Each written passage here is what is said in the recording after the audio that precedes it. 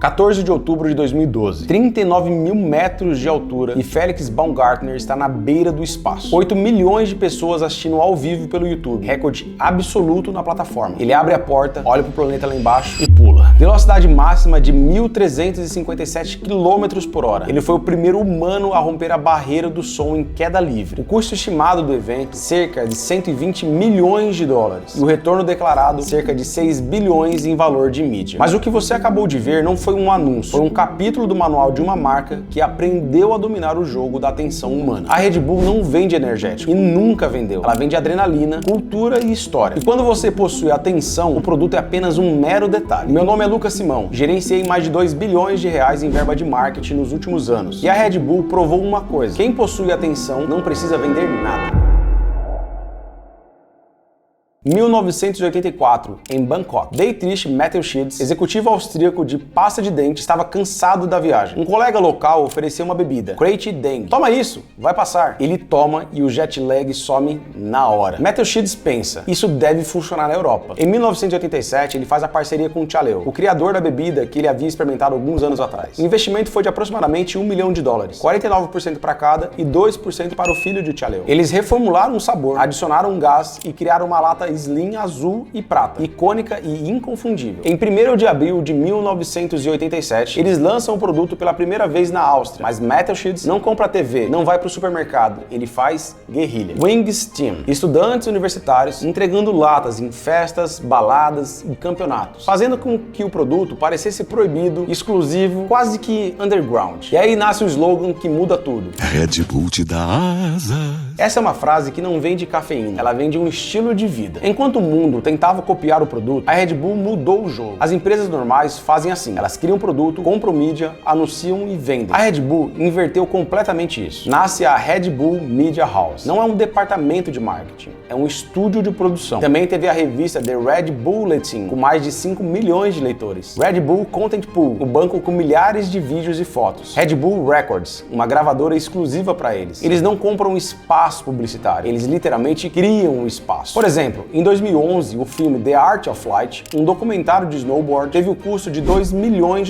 O resultado foi milhões de views, prêmios e culto. E em cada frame, Red Bull. Mas isso é só a base. A jogada de mestre? Comprar o palco. Em 2005, eles compraram a Jaguar Racing e viraram a Red Bull Racing na Fórmula 1. Já em 2005, eles compraram o Futebol Clube Salzburg, na Áustria. Em 2006, compraram o Metro Stars, nos Estados Unidos, e viraram o New York Red Bulls. Em 2009, eles fundaram o Red Bull Leipzig, na Alemanha, na 5ª divisão do futebol alemão. Em 2019, compraram o Bragantino no Brasil. Não, eles não são patrocinadores, eles são donos. Isso significa que eles têm um calendário próprio, eventos próprios, atletas próprios e até transmissões próprias. Eles criaram o Red Bull Cliff Diving, Red Bull Rampage, Red Bull BC One, Red Bull Air Racing. Cada evento, milhões de pessoas assistindo. Cada atleta vestindo a marca Red Bull. Em cada título da Fórmula 1, manchete global. E o energético, ele aparece em todo lugar, mas ele não é o anúncio, é a presença. E quando você possui a atenção, o produto, de novo, ele é apenas um único detalhe. Vamos aos números desse motor. Na Fórmula 1, a Red Bull Racing teve 7 títulos de construtores e também 7 pilotos campeões mundiais do campeonato. Sebastian Vettel foi tetracampeão entre 2010 até 2013. Max Verstappen, tetracampeão, o mais recente, de 2001 até 2024. Cada vitória, de novo, uma manchete global. Cada pódio, o logo na televisão, para todo mundo enxergar. Já no futebol, são 5 clubes, na Áustria, na Alemanha, nos Estados Unidos e inclusive no Brasil. O Leipzig saiu da 5ª divisão alemã em 2009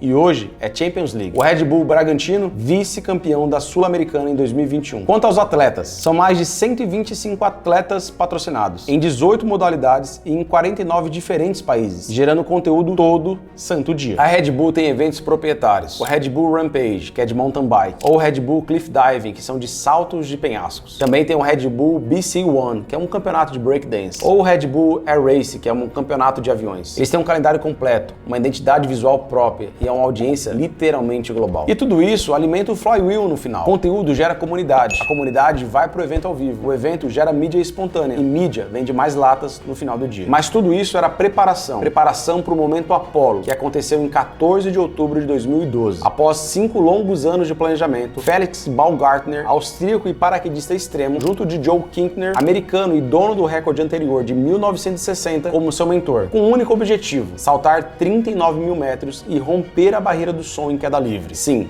romper a barreira do som. O custo estimado dessa produção de 100 a 120 milhões de dólares. A subida levou cerca de 2 horas num balão de hélio do tamanho de 33 campos de futebol, com a cápsula pressurizada, 15 câmeras nela e 5 no traje de Félix. Às 9h28 do horário local, Félix salta do espaço em direção à Terra. Ele atingiu a velocidade máxima de 1.357 km por hora, ou seja, Mach 1.25. Ele foi o primeiro humano a romper a barreira do som sem nenhum veículo. Ele caiu em queda livre por 4 minutos e 20 segundos e o pouso foi simplesmente perfeito. E os números do evento são 8 milhões de pessoas assistindo o vídeo no YouTube, quase quebrou os servidores do YouTube, e isso é literalmente insano. Cerca de 40 canais de televisão estavam transmitindo o evento ao vivo e mais 130 meios digitais também estavam replicando. No Twitter, a hashtag Red Bull Stratos e Felix Baumgartner tinha cerca de 1.300 tweets a cada 10 segundos. No Facebook, a Red Bull ganhou mais de 2 milhões de seguidores em apenas um mês. O YouTube até hoje tem quase 1 bilhão de visualizações de views esse único vídeo. O ROI declarado pela Red Bull foi 6 bilhões em valor de mídia, equivalente ao valor da Apple. A Fast Company chamou isso de a redefinição do marketing de conteúdo. A mídia literalmente tratou o evento como um momento Apollo. E a lição que fica: se você cria um evento, você passa a ser a mídia. E quando você possui a atenção, o produto é apenas um mero detalhe. Agora vamos falar sobre o preço da ousadia da Red Bull. Quando você realmente brinca com o limite te responde. E foi assim com a Red Bull. O primeiro limite que a Red Bull enfrentou foi o limite da saúde e da regulação. Isso porque entre os anos 90 e os anos 2000, na França, na Dinamarca e na Noruega, o Red Bull foi banido por um motivo simples: as preocupações com a taurina e a cafeína. A França só liberou em 2008, após as revisões científicas sem prova que o produto causava risco à saúde. O segundo limite que a Red Bull enfrentou foi a ação coletiva nos Estados Unidos em meados de 2014, sob a alegação de publicidade enganosa sobre os benefícios de desempenho, Give Your Wings. Isso resultou num acordo de 13 milhões de dólares. A Red Bull nega isso, mas ajustou a comunicação após o acordo. O terceiro limite que a marca se envolveu foi em 2012, lá em Bangkok, quando Vorayut, herdeira da família que é tailandesa e co-controladora, se envolveu num atropelamento fatal. E esse processo foi arrastado ao longo de muitos anos, inclusive muito polêmico, pois teve tentativa de arquivamento e diversos protestos. Apesar do caso ter sido reaberto em 2020, a Red Bull não é mencionada diretamente no processo, mas o sobrenome dos controladores conecta a marca nas manchetes. O quarto limite que ela enfrentou foi na Fórmula 1 no ano de 2021. A Red Bull Racing excedeu o teto de custo do regulamento e com isso ela recebeu uma sanção, uma multa de 7 milhões de dólares, além da redução no tempo do túnel de vento. O quinto limite foi no futebol alemão, sobre a regra dos 50+1. O time da Red Bull foi acusado de burlar a tradição, isso porque os clubes alemães devem ser controlados por torcedores. A Red Bull criou uma estrutura jurídica que permite o controle corporativo. As torcidas rivais odeiam isso e protestam, mas o Leipzig está na Champions League e está ganhando títulos. E existe um padrão por trás disso. A Red Bull empurra os limites regulatórios, éticos e culturais. Às vezes paga o preço, às vezes redefine o jogo, mas nunca para. Hoje a Red Bull é uma máquina de fazer dinheiro. Em 2024 foram quase 13 bilhões de latas vendidas e 11 bilhões de euros em receita. A Red Bull está presente em mais de 178 países, com quase 20 mil funcionários. A Red Bull é líder global do mercado de energéticos, com cerca de 43% de market share. A Monster, seu concorrente, tem 39% e a Rockstar apenas 10%. A Red Bull cobra mais caro do que todo mundo e ainda lidera. Em 2023, a marca gastou cerca de 2,5 bilhões de euros em marketing. E as estimativas históricas apontam que 30 a 35% da receita é reinvestida em marketing. Isso não é gasto, é combustível. Na Fórmula 1, Max Verstappen é tetracampeão consecutivo de 2021 até 2024. A Red Bull Racing tem 7 títulos de construtores. A marca tem propriedades globais, 2 equipes de Fórmula 1, 5 times de futebol, dezenas de eventos proprietários e centenas de atletas. E o energético é só a ponta visível. O negócio real é o negócio da atenção. Tem uma frase que é atribuída a Dietrich, o fundador da Red Bull, que a Red Bull é uma empresa de mídia que por acaso vende bebidas energéticas. E ele não estava exagerando. E esse aqui são os 6 movimentos do manual da Red Bull. O primeiro movimento é o produto Slim com símbolo, lata Slim, preço premium e o mito do alto desempenho. O movimento 2 é guerrilha, campos,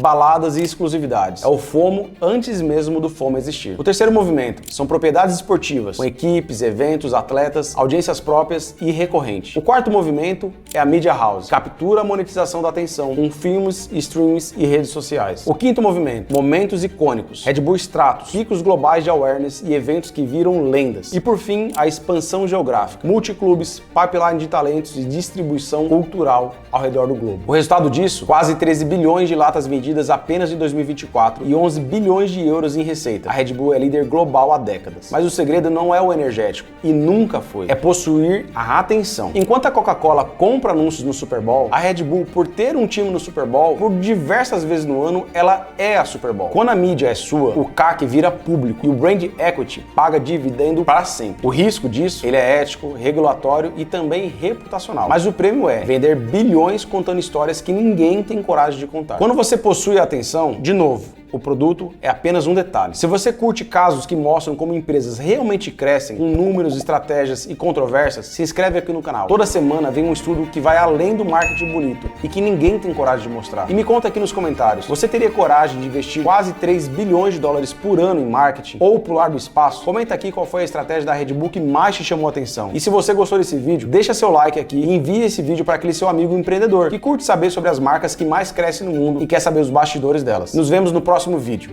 Cara, esse vídeo me tirou tanta energia. Eu preciso de um Red Bull, velho. Na moral.